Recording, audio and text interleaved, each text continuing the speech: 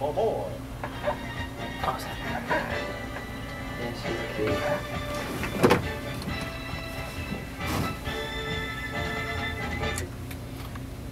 Yeah, welcome everybody. This is the African Factor on the Kaleidoscope Radio Magazine. I am your host, Abraham Patrick Sese. You're welcome, and then keep listening to this informative and educative program. In the studio with me today is Craig X. Rubin, independent producer and announcer for the Kaleidoscope Radio Magazine, a comedian and also an actor. And also we have Adeyemi. Adeyemi is a communications consultant.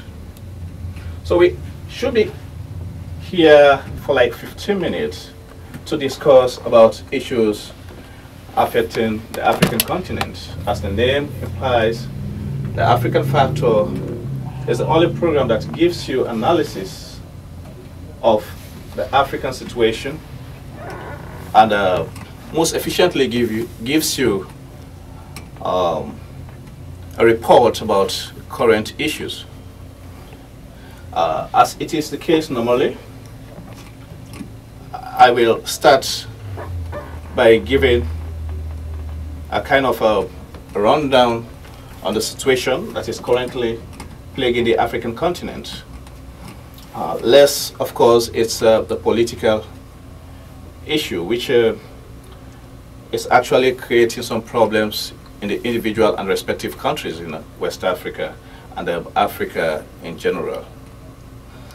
A couple of weeks ago, there was some kind of a political row in Kenya, which resulted to the deaths of innocent civilians when supporters of both parties took to the streets, engaged each other in a violent confrontation. And that actually sparks untold suffering, carnage, and destruction. And I think it's also meets with international condemnation, with Mwai Kibaki, the incumbent president, reportedly winning the elections to have a second term in office.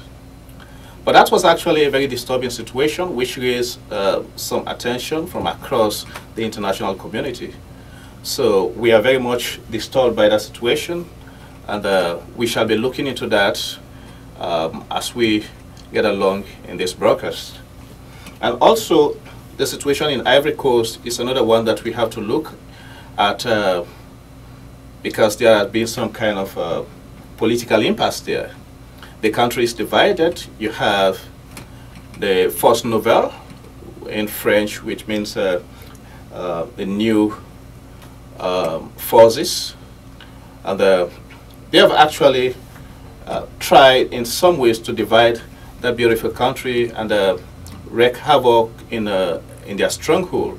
Places like Bouaké, which is the stronghold, and Laurent Gbagbo, the president, is facing some uphill and daunting task in his administration. So we shall be looking broadly, and we cross over to Sierra Leone, which is doing well.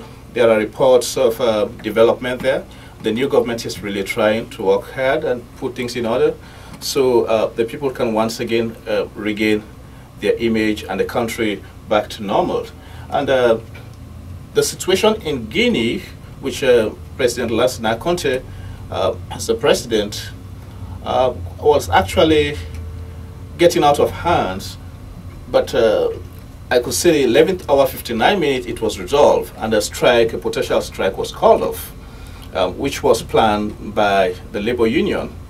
Of course, we can recall a few months ago there was a kind of a very serious political situation there, which resulted in deaths because the people are actually very much fed up with Brigadier Lansana Conte, the turned colonel president who assumed power by military force. And so it was actually a very disturbing situation there, and then we have to look into that also. But thankfully the strike was called off, and it's getting better over there. And from there, we look not too far, we go over to Liberia with the first African female president, Ellen Johnson Sirleaf, doing so well according to reports. And Charles Taylor, who was kicked out of power, who came to the position of leadership through a rebellion that the RAF, the revolutionary, the National Patriotic Front of Liberia, NPFL, but is currently facing an indictment in The Hague, the first African leader actually to be indicted in the International Criminal Court in The Hague. And the South Africa also, the police chief resigned, and the ANC leader is also calling for unity. I have a quick question for you. Do you think it's a good thing that African leaders should be hauled before an international tribunal? Oh, well, what we are looking at here is actually a different kind of leadership as against the democratic leadership that we are looking forward to.